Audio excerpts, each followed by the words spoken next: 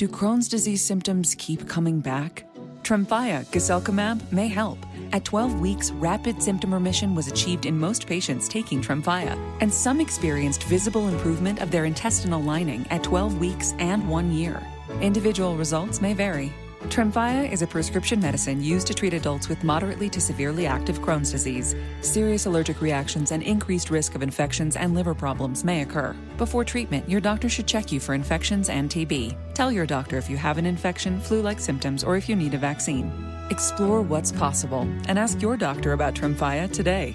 Call 1-800-526-7736 to learn more or visit tremfyaradio.com. If your small business has a problem, you could say, "Ugh, just my luck." But you should say, "Like a good neighbor, State Farm is there." And we'll help get you back in business. Like a good neighbor, State Farm is there. This is Ready, Set, Bet with Matt Brown and Mike Somich on VSiN, the Sports Betting Network. Hour number 3, Ready, Set, Bet here on VSiN. If you stick around, you will see Mike Somich, but with me, Marc Malusis, as we have blasted through 2 hours here, Mark, and every single minute that ticks off, we get closer and closer to the Kentucky Derby. Everybody talking Derby right now. That said, we have a race coming up in, let's see, now in about 20 minutes, and you said you're going with the 7-horse mind frame. Yeah, mind frame. Ortiz, Pletcher. Right now he's 5-2. The favorite is Bob Baffert's horse, the 10 entry Nisos, with Flavion Prat aboard, coming out of a win out of Santa Anita. But I'm going to go with the 7 mind frame, 5-2. A little bit ticked down from his morning line odds of 3-1. Yeah, we're going to sit here and break this thing down every which way but loose. But there's still other sports that are going on today, guys. It is not just Kentucky Derby Saturday. We got Game 7s. We've got other stuff that's going on. We got baseball. We got people hitting home runs over there for the New York Yankees. And Sam Choudhury going to join us here, betting analyst over at FTN. Sam, appreciate the time, man. Yeah, of course. Thanks for having me on. I think the last time I was on was actually previewing this game, Game 7 we have tonight, the Denver Clippers series. So, yeah, it feels like it's full circle again. Yeah, here we are. 1.5 in favor of Denver, 207.5 the prevailing total, though a couple of 208s have popped. There was a 2 that got gobbled up, so we're back down to 1.5 everywhere. If you were betting this thing on the spread, how would you lean? Yeah, I mean, give me the Clippers with the points. Again, going back to the last time I previewed, I think I said the only team that I definitively take against the Clippers with this version of the Clippers at full strength is OKC. I mean, I think they can hang with the best of the best. And honestly, I mean, I think if they were in the East, they'd be sleepwalking through the East aside from, Boston and the Cavs. So I think the Clippers are as good as it gets. And I do understand why Denver is favored. You get the home field advantage in altitude in Denver. But if I am picking a team, just give me the team with the points. Sam, I'm with you. I like the Clippers as well, and I like the Clippers in the series. And I was bullish on Los Angeles, just like I assume you are going into these playoffs in the Western Conference. I'm curious in terms of a player prop perspective. I like the Clippers tonight to win on the road in Denver. And I think if the Clippers win, I'm going to take Harden over 20.5 points because I think he's going to need to be super aggressive tonight. And it can't necessarily be a guy that is taking 8 or 9 shots. And we saw that a couple games back. What exactly do you look at anything from a player prop perspective, specifically from a Los Angeles perspective and Harden? On the LA side, nothing really stands out. I think I have sort of been shorting Zubac's rebounds the past several games. They were hanging at 12.5 rebounds line. I think right now you can still get 14.5 rebounds and assists.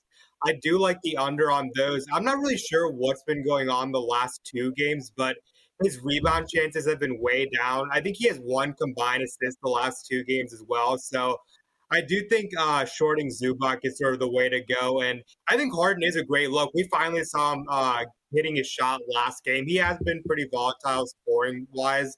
But I think in a Game 7, even though he doesn't have a great history in Game 7s historically, I do think it's a good spot for Harden. I mean, just playing on the recency from last game alone, he did look like he was finding his shot, getting his rhythm. So I do like that there.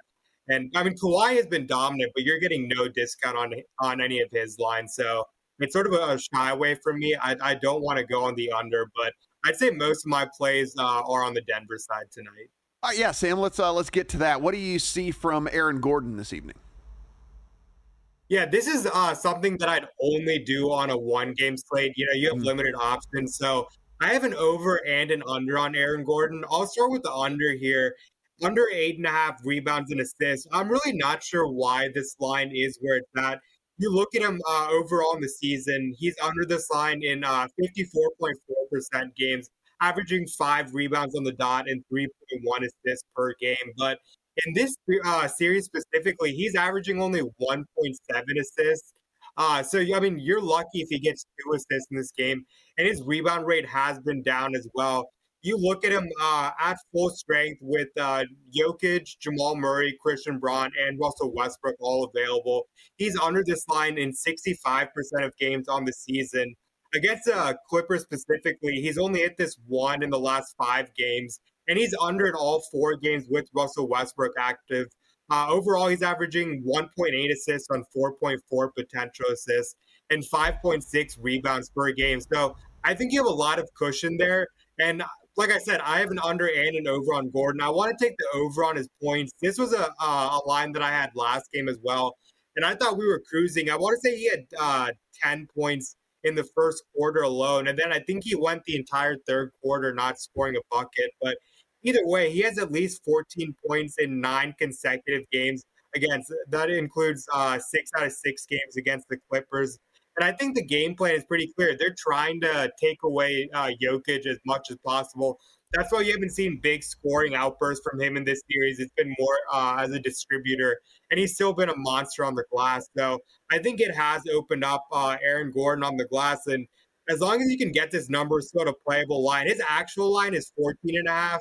But like I said, he's hit at least 14 points in 9 straight. So I'm okay playing a little bit of juice. You can get that minus 144 on FanDuel. And if 14.5 is all you can get, I'm more than okay on that line as well. Again, he's averaging a little over 17 points in this series. So, yeah, that looks like a great value for me.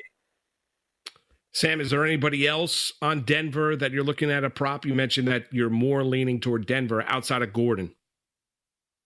Yeah, I'm sort of backing these role players. I also like Christian Braun, and this is more of just like sort of just a hit rate play. He's had at least his line is 10.5 on FanDuel. He scored at least 11 in 68 out of 85 games overall in the season, including playoffs. 80% hit rate.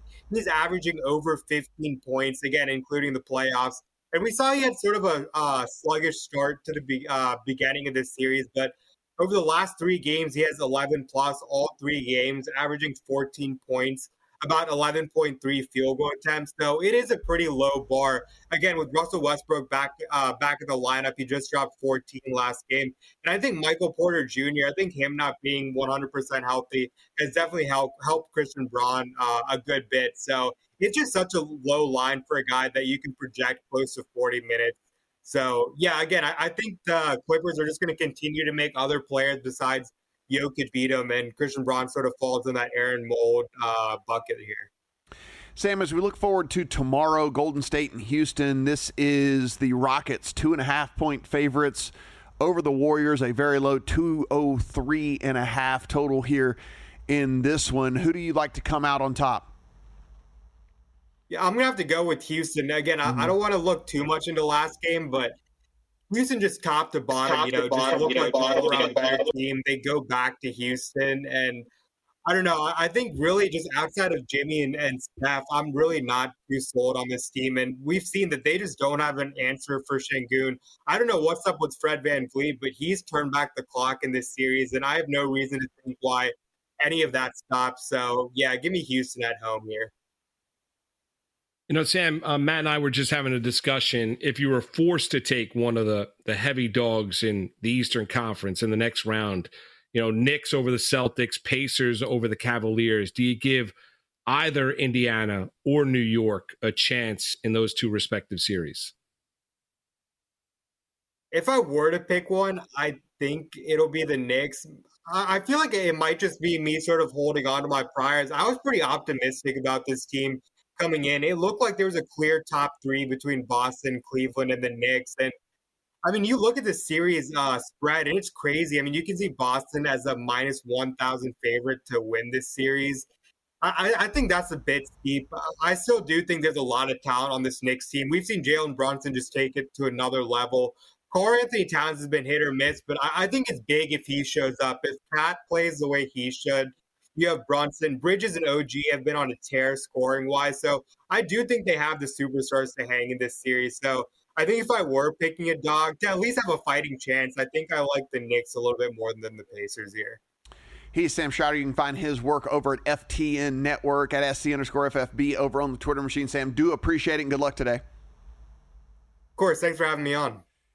So Thanks, interesting stuff over there in this Yankees-Rays game. Mark, Anthony Volpe, a ball hit into the hole. He dives for it and goes down and stays down, but then the trainer comes out and messes with him a little bit. And he actually ends up staying in the game. It looked like something with his shoulder, and it was going to be a bad scenario here. And the Yankees, of course, we talk about all their injuries and how they probably could not afford another one, but he's up, he's playing, they kept him in game. So whatever this trainer did, this miracle thing that he came out and did to his shoulder, good to go.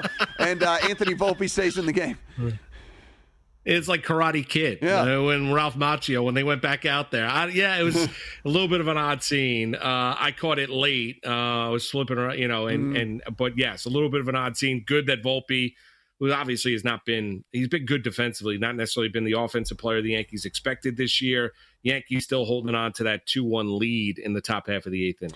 Yeah, the Rays do have a runner on, put in Chandler Simpson to pinch run, and he quickly stole second. Apparently the fastest guy in all of Major League Baseball is Chandler Simpson.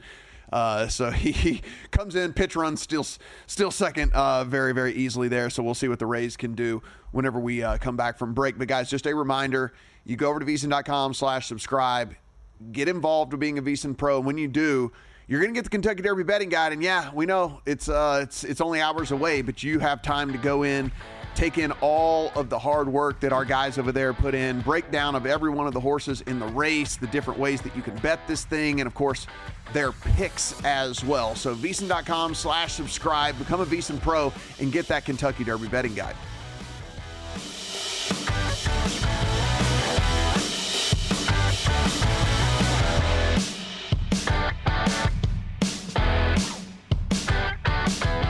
Ahora mismo en The Home Depot puedes encontrar ofertas de primavera por menos de $20. ¿Y tú, en qué estás trabajando? Si estás pensando en organizar una carnita asada, esta es tu señal para ir a The Home Depot y aprovechar las ofertas en carbón y accesorios para asador.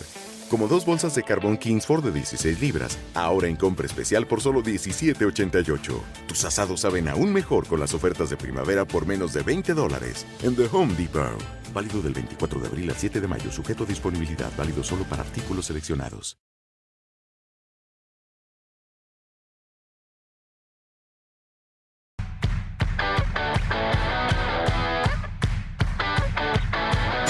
Welcome back to Ready, Set, Bet with Matt Brown and Mike Summich on VSiN, the Sports Betting Network.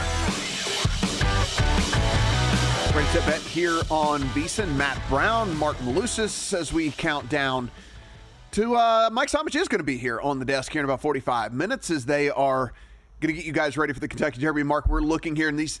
If you guys have ever watched a sporting event where there is rain, you know these cameras are so great now that you can't even see the rain sometimes because of how high definition these are. Well, Mark, not only can we see the rain, what's going on over there at Churchill Downs, like it is very, very visible and it is coming down hard. And so, again, we said this next wave was coming through. The weather guys told us it was. It seems like it's coming through right now. We're starting to see some of the races after the Kentucky Derby. People are just pulling their horses out already because of these track conditions.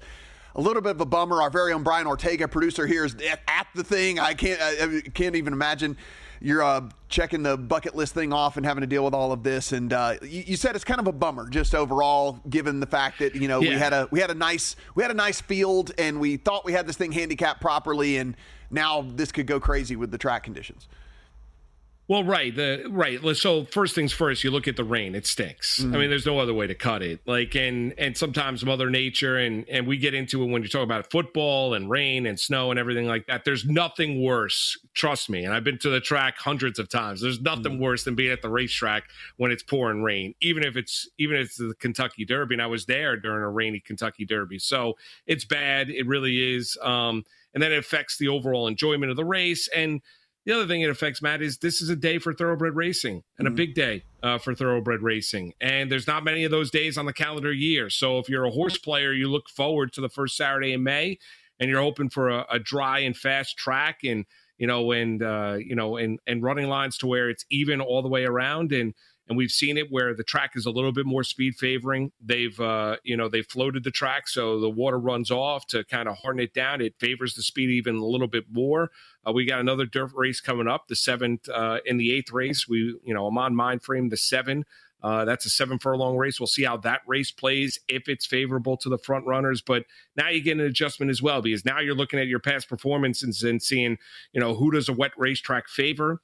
Who does a sloppy track favor? Is the track playing more conducive to the front runners or being forwardly paced in the race as compared to someone coming off the track? So it's coming from behind. So those are the issues when you're looking at it moving forward here. But overall, you never like a rainy day at the racetrack, and that's what you're getting today at Churchill Downs. About 7 minutes to post there in race 8. So if you do want to play along with Mark, again, Mind Frame is the 7 horse there in that 8 race, and you've got about 7 minutes to go in and take advantage of that. We said Major League Baseball is already rocking and rolling, and it didn't take long for the Astros to remind the White Sox that they're terrible. So 3 runs now on the board for Houston, 1 in the 3rd, 2 in the 4th, and so we are back tied there 3-3. Houston already with 8 hits in the top of the 4th inning as we sit right now there in that one. So the early 3-0 lead for the White Sox is evaporated. Yeah, and how about the Rays? They're down 2-1, but they're in the top half of the 8th inning, lighter on the mound for the Yankees. They have men on 2nd and 3rd and 1 out. So the Tampa Bay Rays threatening here to take a late inning lead on the New York Yankees. But yeah, it was just a matter of time. I mean, the White Sox were trying to do something today that they haven't done all season long, which is win 3 straight games. They were 9-23 coming into the season. They jumped out to that 3-0 lead. Well, we saw that, Matt. You and I think everybody, even if you're a White Sox fan, you're stunned. It's going to be a good Saturday. And here come the Astros, and they've come back and tied that game at 3. And so we're all even here. New ball game out there in Chicago. Yeah, we said Zach Littell had come into this game what looked like out of form.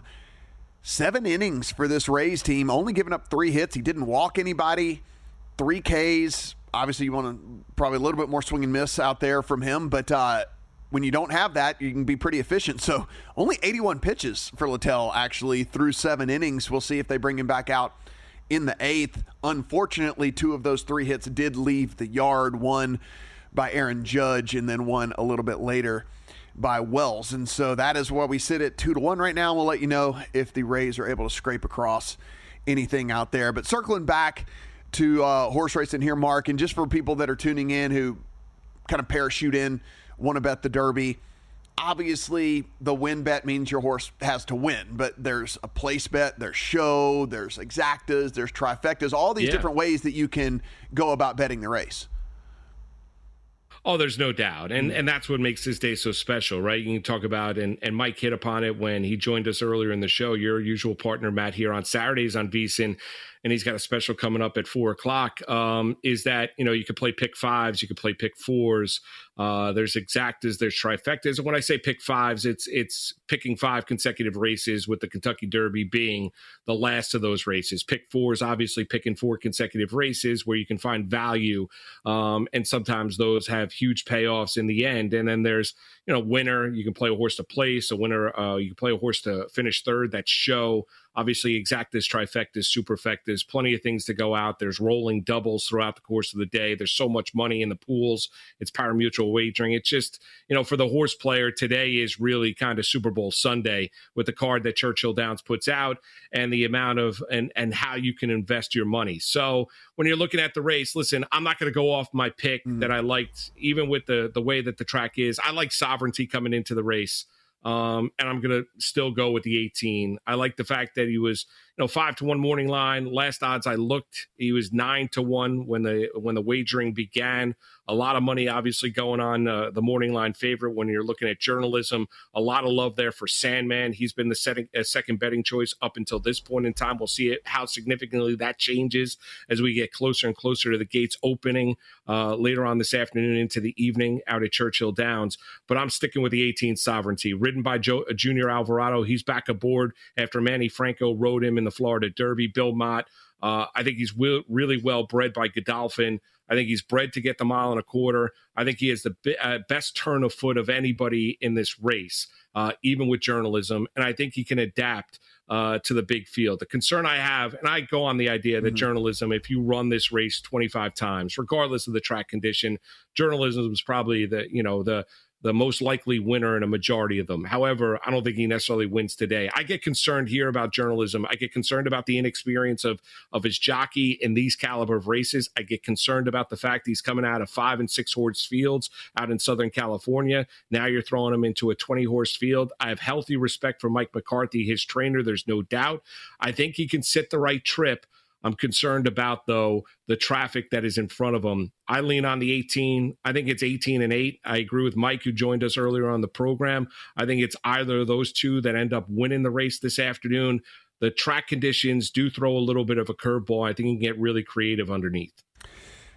They did put across a 2-run 8th inning here against the Yankees. The Rays get to Leiter in the pen. We talked about that Yankees bullpen. Leiter comes in, gives up the 2 runs. So now the Rays with a 3-2 lead there in the 8th inning. Pitching change upcoming. Guys, obviously win, play, show. You know how that all plays out. Exacta is top 2 horses. Trifecta, top 3 horses. Superfecta, top 4 horses. You can box those if you want to. And if you go in, basically what that is you say, let's just say 18-8 if you agree with Mike and Mark here, and you say you want to exacta box, that means they could finish in either order. So if you box them, it doesn't have to be in the exact order that you put it in. It would just be any order of the horses that you put in. That being said, Mark, those tickets, if you mess around and start adding too many horses to those things, those tickets can get quite expensive. Oh, no doubt. I mean, you could get really creative, and that's where, if you, $1 exacta box costs you $2, $2 exacta box costs you $4, right? If I play a $1 triple box with 3 horses, that's going to cost me, $6 because you're playing $1 for each combination thereof. That's what you have to look at it if you're delving into horse racing for the first time, right? You can play a horse to win. He has to win in order for you to cash out. Play a horse to place. He can win, but you still get the place bet, right? The second number in the column when you're looking across the board. Then obviously there's the show betting. But yeah, I like to play triple keys, and I'll probably key, 18-8 on top, and then I'll put 18-8 underneath with probably the 14, then pick a variety of horses to run underneath and probably bet somewhere in the neighborhood of a $40 to $50 triple, something of that nature, going for $1. So that's how I like to play it when you key on a horse. The biggest thing about horse racing is you want to when you have a strong opinion, you want to try and maximize that opinion as best you can. That's the way you look at it. So if you really love sovereignty, or you really love journalism, or you're waking up today and you're like, you know what, Sandman is going to win, or whatever it might be, think about the way to best use your dollar or best use your money to try and maximize that opinion, and then you bet accordingly. Guys, Derby Day is here, so if you want to bet along with Mike, with Mark, with everybody that's going to be giving you content here on the network, you want to do that over at First Bet. That is the number 1stbet.com. Go in, use the promo code VSiN200 whenever you sign up, and when you do that, you can get up to $200 in a sign-up bonus. So again, firstbet.com, the number 1stbet.com. Use the promo code VSiN200 for up to $200 in a sign-up bonus. And again, guys, you not only can you bet right there in the app, you can also watch the races as well. It is very, very, very convenient. So be sure and check out our partners over there at First Bet. We got a run across for the Blue Jays here in the first inning. Bo Bichette goes yard against Gavin Williams. So let's keep that up here as we have the Blue Jays in the account. And, of course, the Rays do take the lead there on the Yankees. Everything when we come back.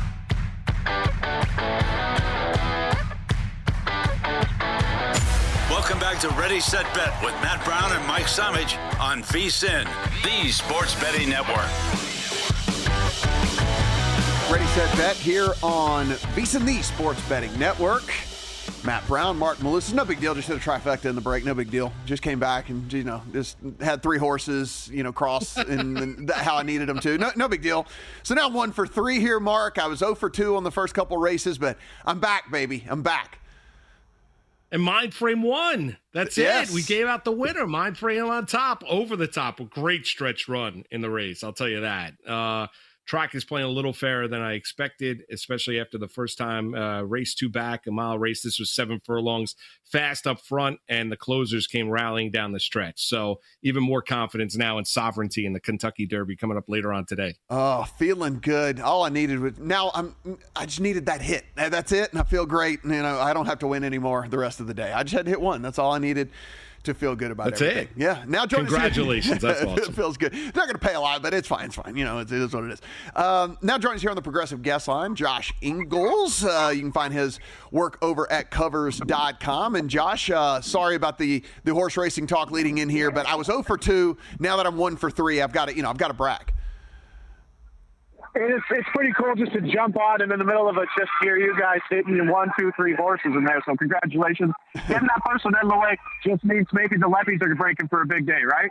Yeah, feeling good about it. I just need, listen, I needed to get that one home because I expect to lose a ton of money on the Kentucky Derby. So at least I'll have a little bit to play with now that it'll be in the account. But let's get over to the NHL. And, of course, if we talked about this a little bit earlier, guys, 8:10 Eastern, 5:10 Pacific. We get the Game 7 there in the Colorado Avalanche Dallas Stars. This is out to Avalanche minus 166 on the road as favorites. The Stars are plus 140. Home dogs here, 5.5 is our total. What are we going to see this evening? I mean, we're starting to see the Game 7 under situation. Things are going to be tense. It's going to be a low-scoring game. We think that, but it's priced in. And now at 5.5, it was mostly 6 during the entirety of the season. But 110 aside. So if you're betting on that under, it's really priced in. But nothing about the goaltending in the last little bit gives me any idea that this couldn't be 5-2 on the other end. If we get one-sided, there's going to be a lot of goalie pulling, which you'll see in elimination, even more in Game 7. I mean, 5-2, any lead, a 3-2 lead can turn to a 5-2 lead pretty quickly late in this game. So it's either going to be really tight, maybe some early scoring, and then things tighten up, kind of what we saw throughout the Four Nations playoffs and some of the other stuff. So maybe both teams will score early, and then things really shut down, quick shifts in and out. Don't be the guy to make the mistake. But outside of that, I don't know. I think Dallas at 140 is not the right size. It's not the right price. I know Colorado is a book darling. Them and Carolina, absolutely darlings in the book. But minus 165 on the road, I don't get it. Their goaltender has a 795 save percentage over the last 2 games. Nothing in Mackenzie Blackwood's game wants me to lay 165. So Stars over team total over 2.5. That's kind of where I'd lay 35 points on it. Josh, how about the Blues and Jets? Another Game 7 tomorrow night. This one up in Winnipeg, where the Jets are minus 152 as a favorite, and when you're looking at the goals, it's sitting at 5.5. Well, it's the exact same situation. Big favorite in Winnipeg, just like Colorado, and a goaltender that you can't trust in Hellebuyck. Yes, he's been a little better at home, but he was absolutely shook in Game 6. He got pulled. It's a different situation. I don't like laying any of this with the favorites in these Game 7s. I like St. Louis to keep it close. It's going to be a close game, but I like plus 130 for sure on the Blues on that side. And Mark Scheifele, that absence was massive in Game 6. He did some light skating, I believe, this afternoon. So he could come back, but how healthy is he? It's a team that's already pretty thin up the middle at the center position. I don't know. I like the Blues. I like the Stars, and we're getting pretty good prices. I mean, plus 140 and plus 130, respectfully, it's a great price for a Game 7. That should be a coin flip, and you're getting home ice advantage with the Stars. Let's keep looking out a little bit forward here in the Leafs and the Panthers series. This is Panthers minus 170 on the series line. Leafs sitting at plus 145 here on this one. Any value at all on the dog, or do you really like the Panthers here? I mean, all the dogs so far in the 3 series that are set, they have home ice advantage. It's pretty insane to see that you get Toronto plus 150 in the series and Washington at plus 145 in the series. Is Florida an incredible playoff team? Yes, they are. Do they have any weaknesses?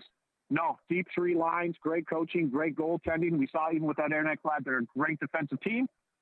but Toronto can play. I know they didn't look fantastic versus Ottawa, but they can play a close, tight-knit game where one goal, one play, one small situation can change that. And they get home ice. I do like the Leafs at 150. I'm a Leafs fan. I'm not comfortable going into the series, but with Craig Berube behind the bench this year, they do have a chance to knock off Florida, who, I don't know, they could just be riding a lot of confidence. Obviously, it has to go through them. It's a chance, but Leafs 150, we're betting the price, and that's a great price. How about Washington and Carolina? You mentioned it, Washington is plus 135 for the series. There wasn't a lot of love for the President's Trophy winner Capitals coming into it when you're looking at Stanley Cup odds when these Stanley Cup playoffs got going. How about this matchup against Brind'Amour and the Canes? And so I mentioned that Carolina's a darling of the books, and they are, because the sample size of Carolina being a great team and a great team at home is multiple seasons. We're talking 3+ seasons in the Brind'Amour era of just dominating. But I don't think they're that same team. There's such an advantage. It was the first, when someone told me I was getting 135 with the home side in Washington on that series, it was the first thing I bought. I saw the line move against me, which isn't great, but I still stand firm. Carolina doesn't even know what goalie they're playing with.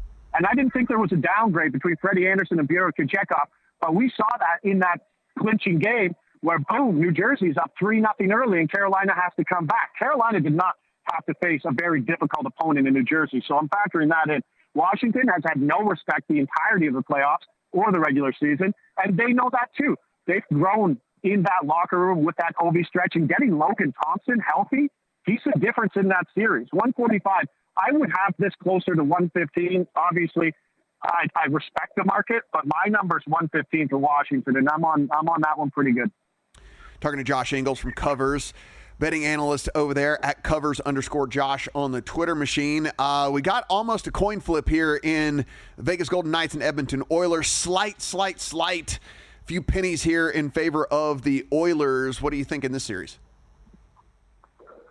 It's tough. I mean, Edmonton's on goalie number 2 in Pickard. Skinner's done. He's lost his confidence. That's what they have. They have to score their way out of the situations, and that's what we saw in the LA series. Vegas is just veteran on the blue line, veteran team.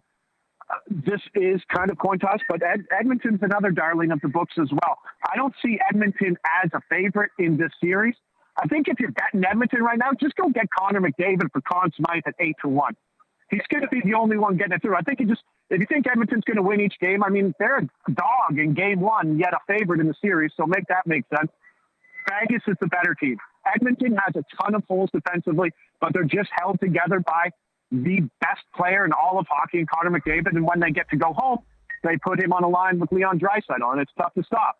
But there's a lot of issues within that team, and Vegas is the better roster. But it's best player versus a better team. But I don't think they deserve to be a favorite in that series either. Josh, if I was to ask you who gets through the East and who gets through the West, who do you think those two teams are right now? Probability-wise, Florida. Yes. Dallas. Probability-wise. That's what I got for probability. Price-wise, got to go Washington. Got to go Dallas before they win at home tonight.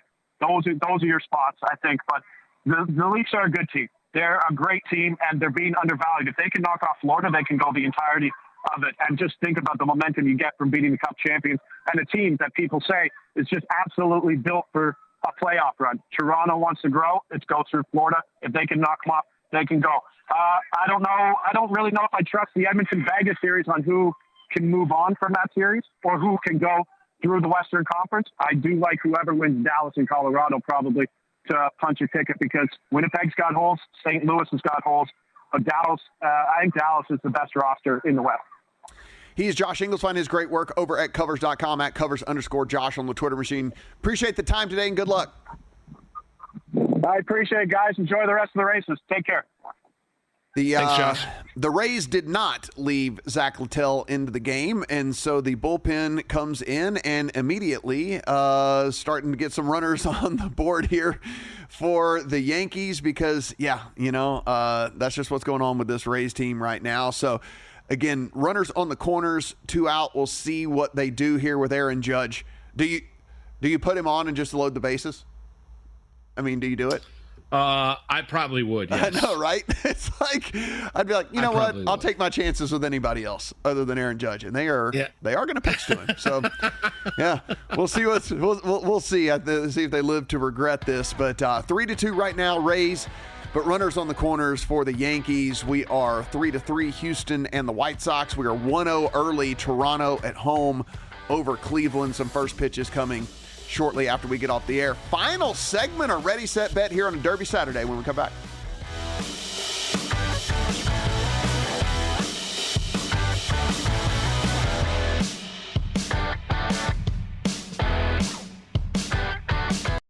Ya llegó la primavera de Home Depot. ¿Y tú? ¿En qué estás trabajando?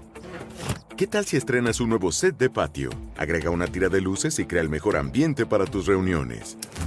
¿Y qué es una carne asada sin el asador ideal? Encuentra el tuyo dentro de una amplia selección de asadores por menos de $300, como el asador Next Grill con 4 quemadores por solo $229. No esperes más y empieza a disfrutar de la primavera con The Home Depot.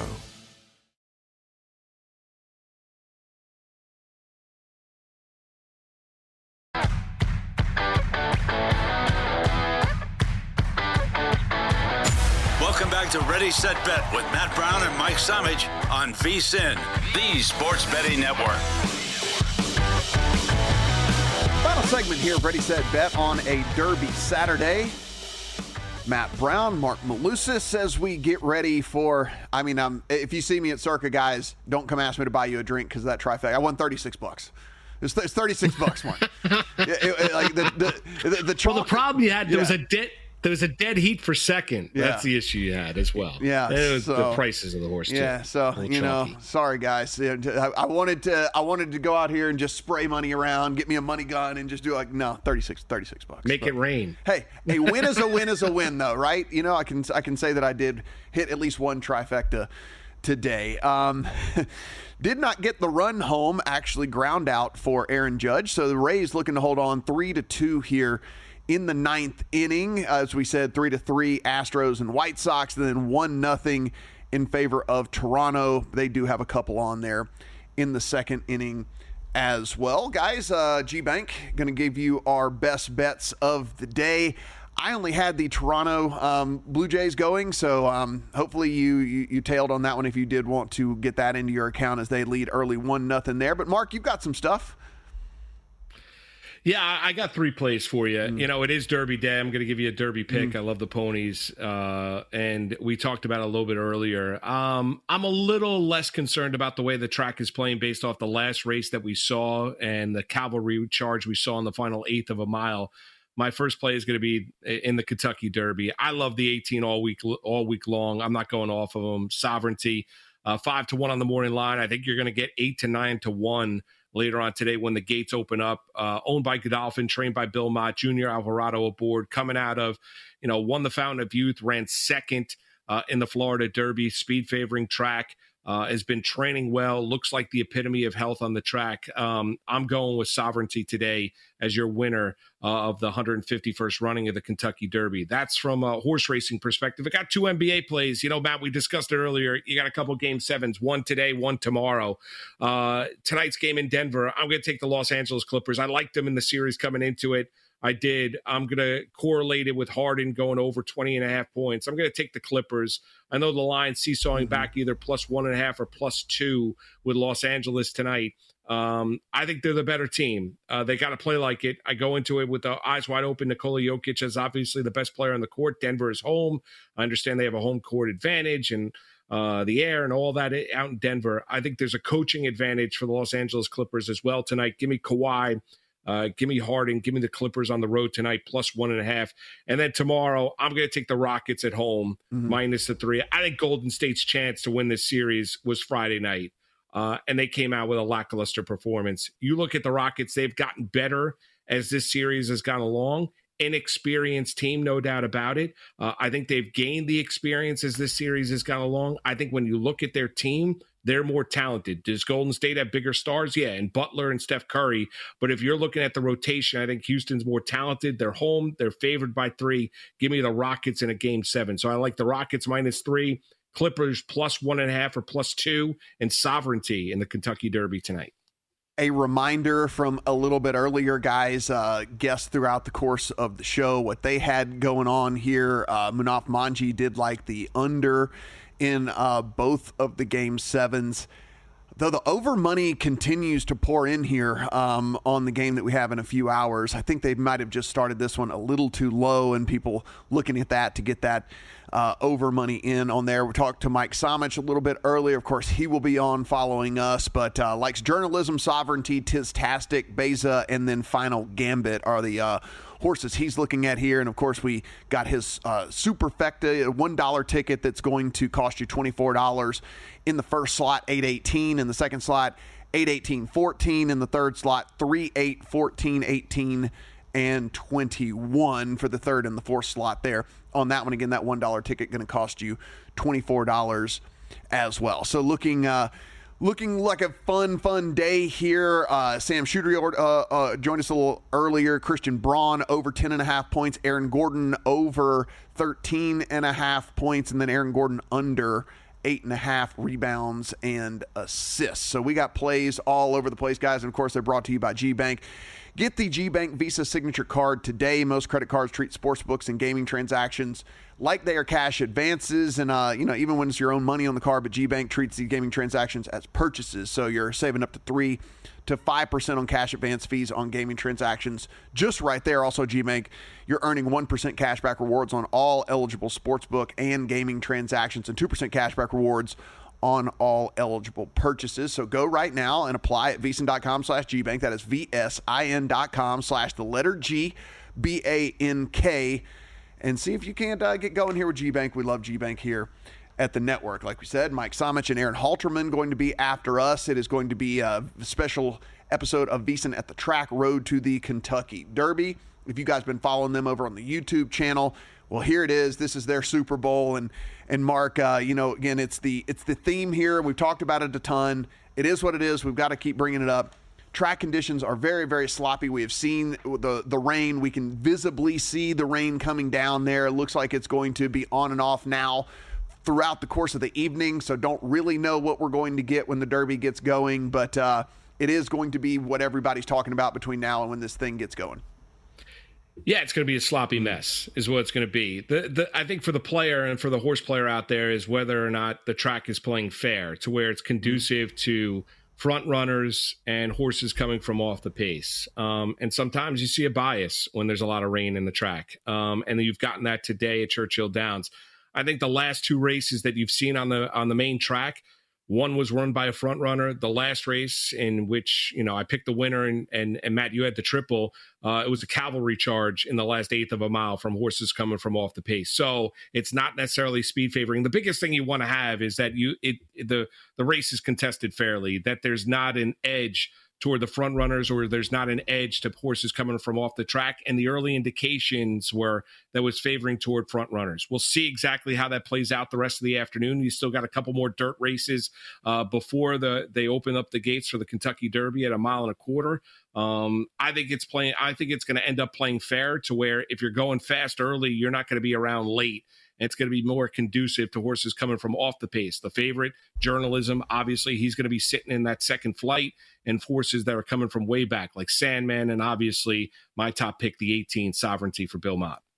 Yankees down to their final out. 2 outs now here in the bottom of the ninth as Fairbanks is on for the Rays to try to close this thing out. It was a very good effort from Zach Littell. Their starter today had been rocky up until this, but 7 innings, only 3 hits. He did only strike out 3, but didn't walk any. And hey, listen, when you don't walk any, it's just solo bombs, and didn't end up costing him here. We'll see if Fairbanks can get that final out to get this thing done for the Rays and move them to 15-18 on the season. Yeah, it was interesting, Matt, when it presented a live betting opportunity for those that maybe took advantage of it. Lighter on the mound, second and third, Rays down 2-1. I think the Rays at that point in time were like plus 165, plus 180 to win the game. And then when they scratched across those 2 runs, they went to a significant minus. I think it was like minus 225 or something like that. The Rays scratched across those couple runs, dealt with the issues they have in the bottom half of the 8th inning, and looked like they're about to knock off the Yankees and win the game 3-2. I want to bring something up to you, Matt, because you mentioned to Mike earlier, the Netflix Derby series. Yes. right? The race for the crown. My wife was into it. Like totally into it, loved it. Like I understand for the horse player, maybe you've been there, done that. You've seen all these guys.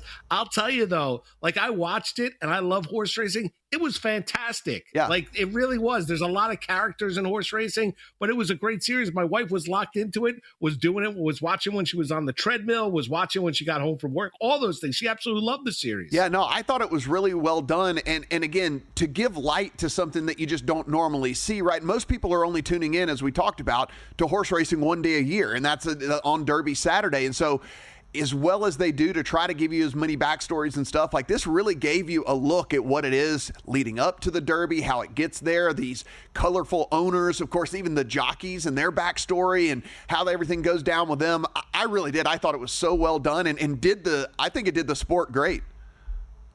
Oh, I thought it was great for the sport. I think the sport needs more of that, you know, because you need to be able to connect just like everybody else. Like, you know, you can't be a talking head. You have to be able to connect with your audience. And I think for the sport of thoroughbred racing, they need more of that to where you get the backstories. You see the characters behind it. You see all of that. And then there's the connectivity. And then you're rooting it not just for the horse and the equine athlete, but you're also rooting for the personal stories and the human beings behind that thoroughbred as well. And that'll do it. He does close it down. Rays 3-2 over the Yankees. Couple solo shots for the Yankees, but that is it. And so the Rays move to 15-18. Yankees fall to 19-14 on the season. 3-3 Houston and the White Sox out there. 1-0 lead early on for Toronto over Cleveland. Guys, stick around. Mike Somich, Aaron Halterman coming up. They'll have Dave Johnson, Chris Felica, Patrick Maher, Steve Beck, Jeremy Plonk, all of them on there for the next 4 hours, counting you down to the Kentucky Derby. Mark, it was fun, man. Appreciate it. Matt, thanks for having me, man. It was a blast. Good luck on all your bets today, guys.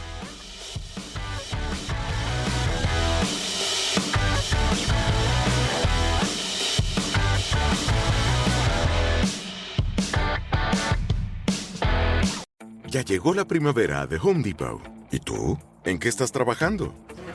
¿Qué tal si estrenas un nuevo set de patio? Agrega una tira de luces y crea el mejor ambiente para tus reuniones. ¿Y qué es una carne asada sin el asador ideal? Encuentra el tuyo dentro de una amplia selección de asadores por menos de $300, como el asador Next Grill con 4 quemadores por solo $229. No esperes más y empieza a disfrutar de la primavera con The Home Depot. With so many options, why choose Arizona State University? For me, the only online option was ASU because of the quality. Their faculty was really involved with their students and care about your personal journey. The dedication to my personal development from my professors, that's been extremely valuable to me. Earn your degree from the nation's most innovative university. Online. That's a degree better. Explore more than 300 undergraduate, graduate, and certificate programs at asuonline.asu.edu.